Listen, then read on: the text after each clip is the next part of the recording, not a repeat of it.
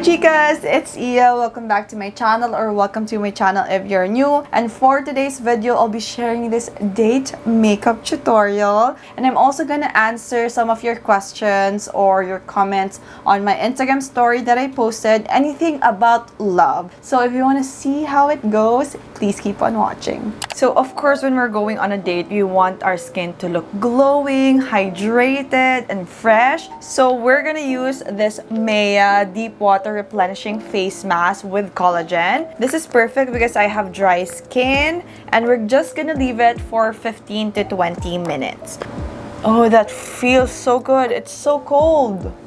Okay, I may not look at my best right now, but this feels so good. And then never forget your neck. So the excess on my hands, I like to put it all over my neck. So that's also hydrated and moisturized. So just to be sure, I'm gonna have a 15-minute timer right here. And then if that's over, I'm gonna get back at you and let's see the results. So it has been 15 minutes already. And I'm gonna take this off.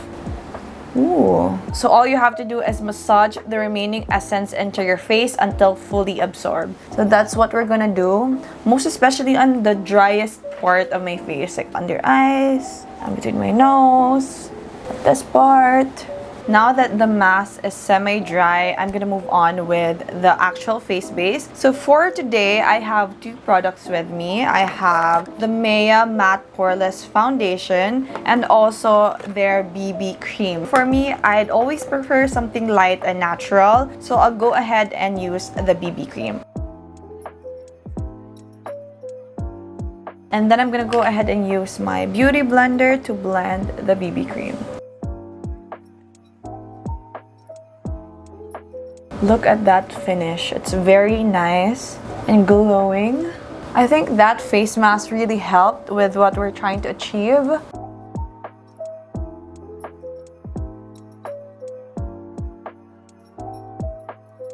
Now for concealing, I'll be using the foundation because this one has more coverage, especially when you're trying to cover your dark areas under your eyes. So I'll be using the foundation just a little bit, and then I'll be using my fingers to apply that. While I blend this out, I think I can finally answer your Instagram questions. So disclaimer, I am not a guru when it comes to love. Lahat ng sasabihin ko, purely my opinion and just what I think or what's my thoughts on it. So if you think na mayroon akong nasabi that is not aligned with what you think or what you believe in, you can simply and kindly comment down below and share your thoughts on why you don't agree with me. I think we can have a healthy discussion. So the first one is actually not a question, it's more of a quote. She says, sometimes the worst thing you can do for your relationship is to hold on. Whoa! I personally agree with that. Hindi sa lahat ng pagkakataon pwede mong ipaglaban. Para kasi nasanay tayo na lagi mong ipaglaban, do your best, fight for your love, and all of that. But sometimes, masyado na kayo nagkakasakitan, toxic na. Sometimes letting go, walking away, is what's best for both of you. That will help you individually grow, even it means being apart. Letting go or walking away doesn't mean weakness. It doesn't mean that you didn't fight for the love you had. It simply meant that you respect each other enough and you love each other enough that you realize that you're already hurting each other. We're getting serious, everybody! Moving on, the next step is doing my eyebrows. I'll be using this Meiya Eyebrow Powder Shaping and Define. I'll be using the darker shade and I'll be focusing that on the outer part ng aking eyebrows. I love this one because it's very pigmented. Can't believe this is only 80 pesos. Now that I'm done with the brows, I'll move on with the blush. For the blush, I'll be using the Meiya Clay Blush Seamless Glow. Para long-lasting, I'll be using a cream blush. So this is technically a clay blush, which is perfect. That is so pigmented. So I'll just put that on my fingers first, and then dab a little bit on my cheeks. So I'm putting it here for that lifted look. And can you see that color? That's perfect for Love Month. Ganda. So while I blend this blush, let's move on to the next question. What and or who is your standard in love? I think growing up, all of us had our own idea of what love is, or like this standard when it comes to love. The couples that I look up to would be my grandparents, Papa Vic and Mama Charity. There was this kind of genuine, sincere, pure love that you'd see. Feel ko kasi it's in their simple ways. Like yung simple actions nila towards each other na speaks so much volume. And then of course, my parents, growing up, nakita ko yung acts of service. I think it's really more of actions for me. Now, nare-realize ko na kung ano yung napapansin ko with my grandparents, with my parents, it's more of that actions. And sometimes, a lot of us, hindi natin yun appreciate or hindi natin yun napapansin because we're like so busy with our daily lives. Hindi na ako nag-blend. But we're so busy with our daily lives that we overlook those kinds of things. I am guilty of that. Me and my boyfriend have been together for 7 years. You know, sometimes the little things are really what matters. And yun yung parang building blocks of a relationship. And I am guilty na hindi ko minsan napapansin or na-appreciate yan. But yeah. We're getting too emotional here. Oh my god. Okay, so I hope I answered your question. So for the powder, I'll be using the Meiya CC Pressed Face Powder, and it has a natural shine control. So I think this will be perfect if you have oily skin type. As for me, since I have dry, I'll be using a minimal amount just to make sure to set my under eyes and the face that usually creases over the day. So what I love most about this powder, it has 2 shades. So hindi ka na problema kapag napatan ka when you go out on the beach, meron kang backup na shade. So for today, I'll be using the one on top because I think this is perfect for my skin tone right now and to brighten up my under eyes.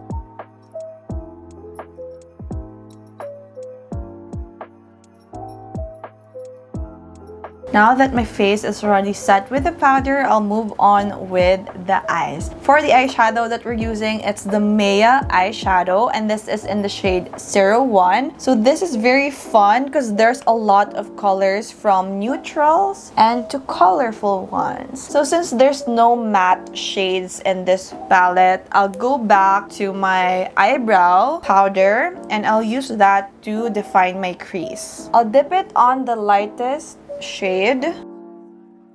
These Meiya products are so versatile. You can use this for your eyebrows, even for your shadow. So I'm going for something simple because it's gonna be a day date or like afternoon date. But if you're going on for a date night, you'd want something kind of smoky maybe, like to emphasize or accentuate your eyes.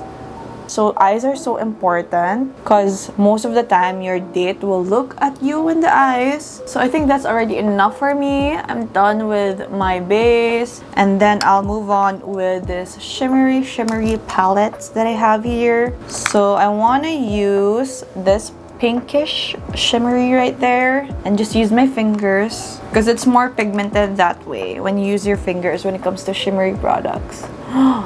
That's so nice. And then I'll move on with the lightest shade. Actually, this kind of like silvery white. And then put it on the inner corners of my eyes. That is so pigmented. And then for the lower lash line, I would want to go on something kind of dark to add depth on my eyes. It's very pretty. And then I'm gonna go back on to my cheeks because I want to set that cream blush with a powder blush. And I'll be using the Meiya blusher.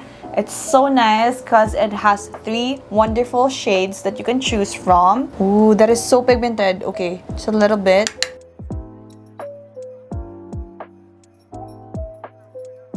Okay, going back to our questions while I do my blush again. What keeps a relationship last or healthy based on personal experience? I think there's a lot of factors, but building trust is very important. It's built over time. It's not just in a snap. You already trust your partner and all of that, especially when you're going through the first stages of your relationship. Marami pa kayong nakikilala sa isa't isa, marami pa kayong hindi alam sa isa't isa, and malalaman nyo lang yun habang tumatagal kayo, like over time. If strong yung foundation of trust, then your relationship can weather the storm.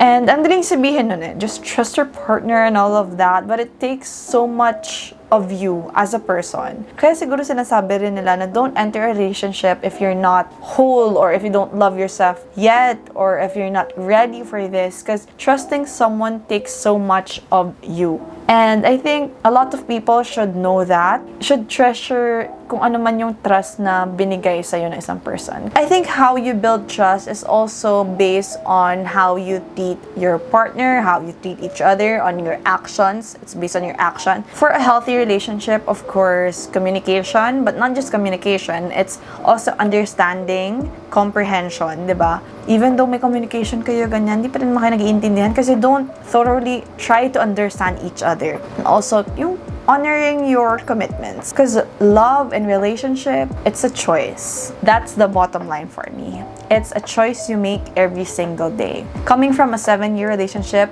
there was ups and downs, a lot of rocky roads. It wasn't always rainbow. It wasn't always kilig. Over time, I was built with the choice that we choose every single day, which is to continue loving that person, to continue to understand that person, to continue to, humble ourselves and forgive, or sometimes humble ourselves and ask for forgiveness. Ayun. Yeah, ang dami ko sinasabi. So I think konti lang yung masasagot nating questions for this video. So if you want to know more, I may answer them on my Instagram story. So make sure to follow me at Meiya. So I just put on some setting spray to make sure that my makeup stays the whole day. And while that sets, let's move on with the mascara. I'll be using the Meiya Mascara Waterproof. So we want something waterproof para whole day hindi siya yung parang smudge and all of that.